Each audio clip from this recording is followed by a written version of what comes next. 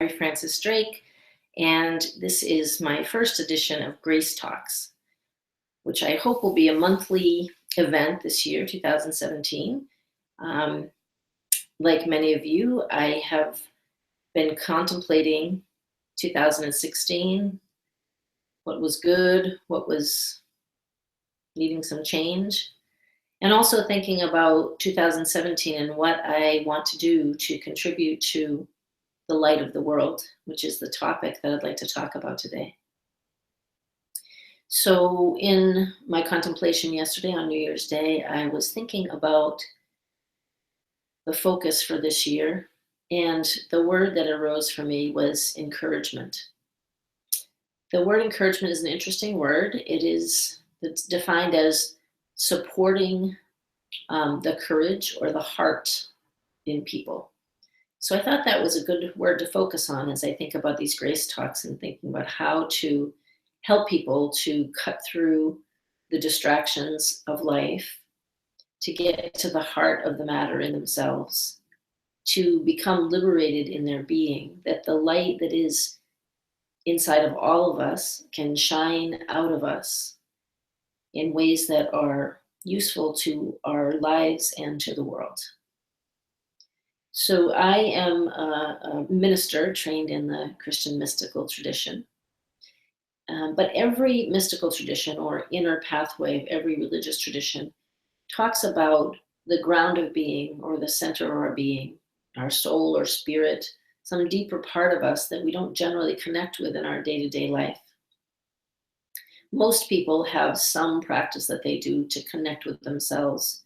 A lot of people connect in nature. Some people use practices that seem a little bit more religious, like prayer or meditation, sometimes yoga, serving, things that help us to reconnect to ourselves and that inspire us and encourage us to put our good heart out there into the world and to let it guide us in the things that we do, the things that we think, the things that we say.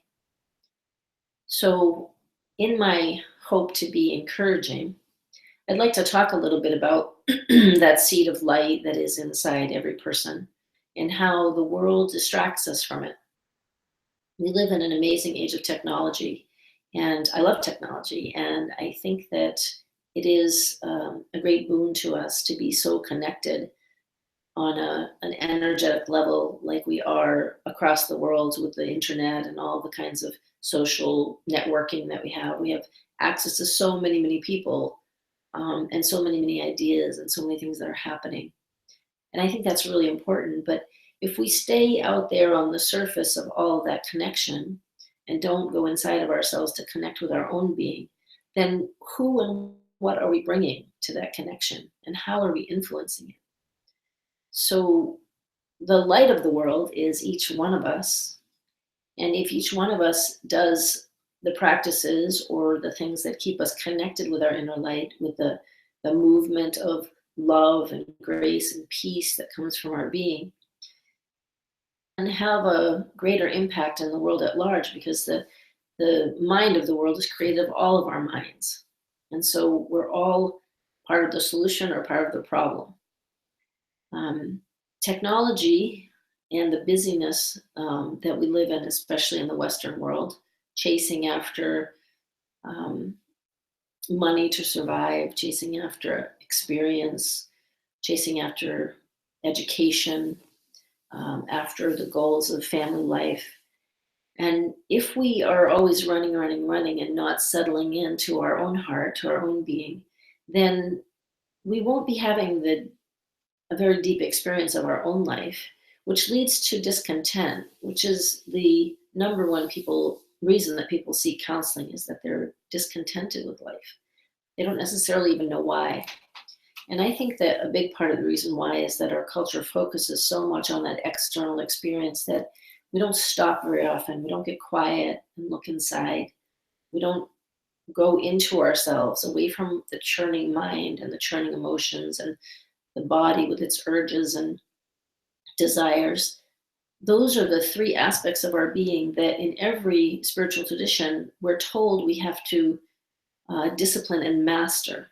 not master in the way that organized religion has put on us in terms of guilting us into thinking we're worthless or we're vile or sinful, but mastering in the way that says that my heart will rule this being, my spirit will rule this being, not my body, not the churning mind that says many, many things that don't help us, not the emotions which carry us away from ourselves, but the real truth of my being, the real feelings that I have, the real inspiration, the spirit in me, in each of us, that wants to guide our life to be the most beautiful, genuine expression of our being, and therefore the most loving, compassionate, peaceful, and helpful expression of our being. So in 2017, I'm doing a few things that I hope will help support people in going inside to that place. I teach meditation weekly, and I'm going to be teaching a yoga class, a Kundalini yoga class, which is a particular form of yoga that's very spiritual in nature. And I'm also going to be doing an intensive, a 6-month intensive, spiritual development intensive for people who really want to go deeply into their being in an intensive kind of way with daily practices. But whatever moves you, if it's inspirational movies even, or music, if we do those things mindfully to keep our hearts open, to watch for when we get closed and defensive and we put a bushel over our light, and find the practices that work for us in holding our heart open, keeping us moving from the best part of our being, we will be able to connect with other people, to bring peace to other people, to accept them and try to understand them, and therefore love them by seeing them for who they are and not who we want them to be or who we think they should be. I truly believe and have experienced that at the center of every human being, there is goodness. And that goodness gets shadowed over and hurt, and it expresses sometimes in ways that don't seem good or seem unkind, or maybe even downright vile, as things happen in the world. But this Earth School is the place for us to learn to express our better selves, to love one another more deeply and more purely and more gently, and to overcome our biases, overcome the duality that says we're not kin, we're not related.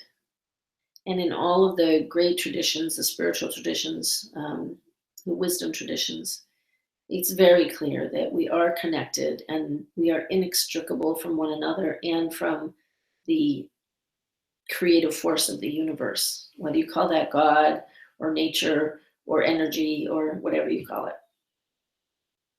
So I would like to spend my energy, my life this year, encouraging people to find their own center, their own heart, and to live from that place. I've been working with people for about 30 years now as a teacher, as a minister. I work in hospice care with people who are dying. I'm a counselor.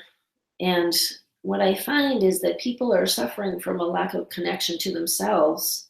And when they start to look inward, they start to feel more settled and they remember themselves.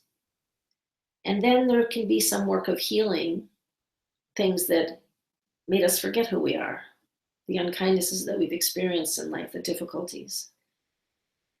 And those practices are all around us. You see in every tradition, there are practices of meditation and prayer and service and reading wisdom literature and yoga, body practices that help us become realigned to our spirit and to our heart. And those practices are as important as the kind of physical things that we do, like brush our teeth and exercise, or the mental practices that we do where we educate ourselves or keep our minds stimulated. So whatever your focus is, whatever makes your heart sing, whatever makes your soul feel at ease. I encourage you to do those things on a regular basis and let go of the external distractions for a while each day, to unplug from your technology, to sit quietly somewhere or find yourself in nature or play music or listen to music or pray or meditate or um, become mindful of yourself as a being in the world in this time, connected to all other beings and to the earth and to the spirit. Our spiritual life is undervalued and not focused on so much in the world, but we are starving spiritually if we don't feel the peace that is a part of our birthright as human beings.